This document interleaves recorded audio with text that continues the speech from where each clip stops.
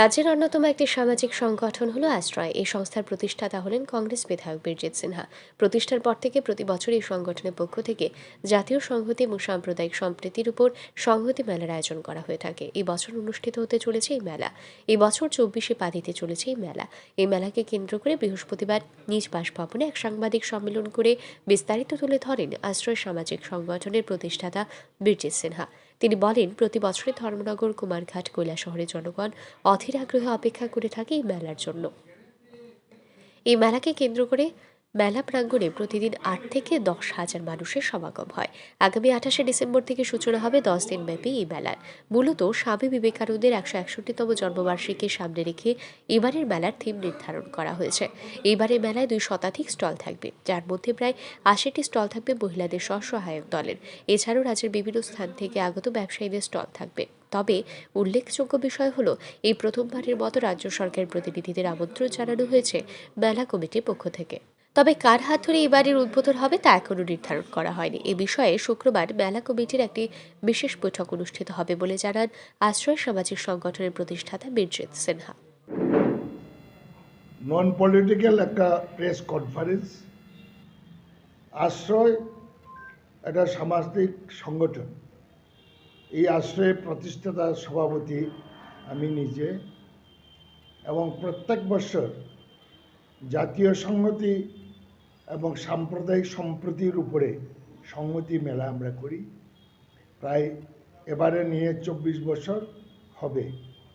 প্রতি বছর আমরা এই মেলাটা করি, এবং বিশেষ করে কৈলাসহরের মানুষ এবং ধর্মনগর, কুমারঘাট ওই অঞ্চলের মানুষ অধীর আগ্রহে থাকে এই মেলার অংশগ্রহণ করার জন্য। এবং এবার মেলার থিমটা হচ্ছে বিবেকানন্দের, স্বামী বিবেকানন্দের 160তম জন্মবার্ষিকী উপলক্ষে এই মেলাটা হচ্ছে। 10 দিন ব্যাপী এই মেলা।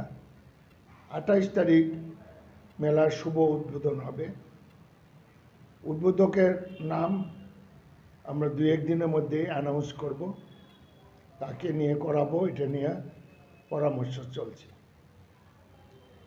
এবং এই মেলাতে 200-এর উপরে স্টল থাকবে। এর মধ্যে প্রায় 80-90টা স্টল থাকবে সেলফ হেল্প গ্রুপস, মহিলাদের সেলফ হেল্প গ্রুপ, এবং রাজ্যের বিভিন্ন প্রান্ত থেকেও ব্যবসায়ীরা সেখানে তারা পার্টিসিপেট করে বিক্রি করে, এবং প্রচুর বিক্রি হয়। এবং যেখানে মানুষের বিরাট ভিড়, প্রতিদিন কম করেও 8-10 হাজার, কমে 8-10 হাজার লোকে এখানে সমাবেশ। এরপরে ত্রিপুরা গভর্নমেন্টকেও আমরা অনুরোধ করেছি, ডাইরেক্টর ICA, এবং তারা সম্মতি দিয়েছে। যথারীতি 59 ডিস্ট্রিক্টের DM-এর কাছে ওরা চিঠি লিখেছে ডিস্ট্রিক্ট লেভেলে অ্যারেঞ্জমেন্ট করার জন্য। তো আমরা জায়গা রেখেছি।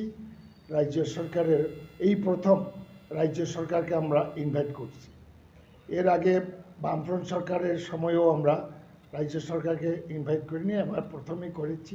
Bureau report, RE news.